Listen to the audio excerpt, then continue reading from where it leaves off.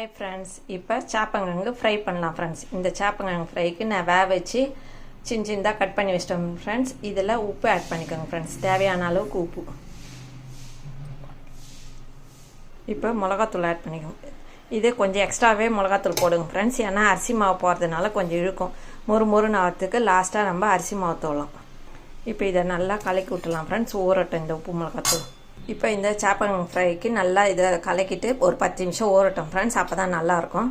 இப்போ கடாய் வச்சு எண்ணெய் ஊற்றி கடுகு போட்டுருங்க ஃப்ரெண்ட்ஸ். இதுக்கு சாப்பங்கிழங்கு தாளிக்கிறதுக்கு இப்போ இந்த கடுகு பொண்ணு இதில் பூண்டு நல்லா பொன்னிறமாக ஆற வரைக்கும் இருக்கட்டும் ஃப்ரெண்ட்ஸ். அது இப்போ இது நல்லா பொன்னிறமாக ஆகட்டும்.